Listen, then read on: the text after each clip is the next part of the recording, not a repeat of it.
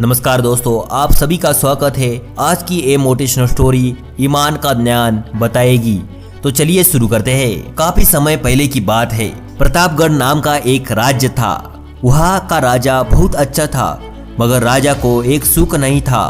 वह यह कि उसके कोई भी संतान नहीं थी और वह चाहता था कि अब वह राज्य के अंदर किसी योग्य बच्चे को गोद ले ताकि वह उसका उत्तराधिकारी बन सके और आगे की बागडोर को सुचारू रूप से चला सके। और इसी को देखते हुए राजा ने राज्य में घोषणा करवा दी कि सभी बच्चे राजमहल में एकत्रित हो जाए। ऐसा ही हुआ। राजा ने सभी बच्चों को पौधे लगाने के लिए भिन्न भिन्न प्रकार के बीज दिए और कहा कि अब हम 6 महीने के बाद मिलेंगे और देखेंगे कि किसका पौधा सबसे अच्छा होगा। महीना बीत जाने के बाद भी एक बच्चा ऐसा था जिसके गमले में वह बीज अभी तक नहीं फूटा था, लेकिन वह रोज उसकी देखभाल करता था और रोज पौधे को पानी देता था। देखते ही देखते 3 महीने बीत गए। बच्चा परेशान हो गया।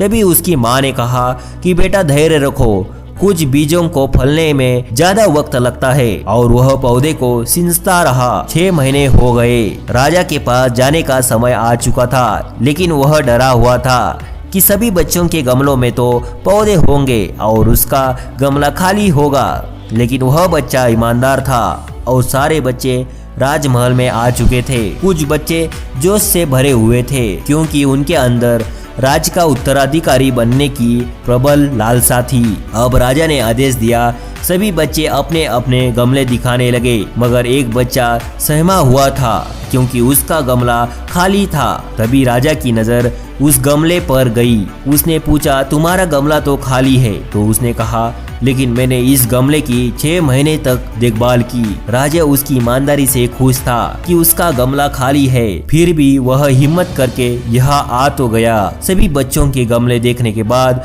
राजा ने उस बच्चे को सभी के सामने बुलाया। बच्चा सहम गया और राजा ने वह गमला सभी को दिखाया। सभी बच्चे जोर से हंसने लगे। राजा ने कहा, शांत हो जाइए, इतने खुश मत होइए। आप सभी के पास जो पौधे हैं वो सब बंजर है। आप चाहे कितनी भी मेहनत कर ले, उनसे कुछ नहीं निकलेगा।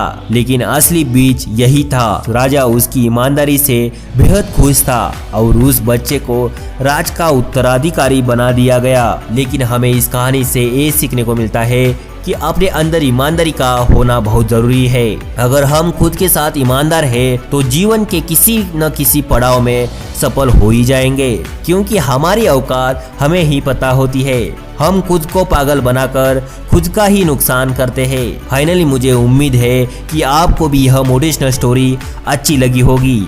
अगर आप और भी मोटिवेशनल स्टोरीज को सुनना चाहते हो तो आप बिल्कुल सही जगह पर आए हो। तो दोस्तों, ये आपको मोटिवेशनल स्टोरी कैसी लगी हमें कमेंट के माध्यम से जरूर बताइएगा और चैनल को सब्सक्राइब करना मत भूलिएगा।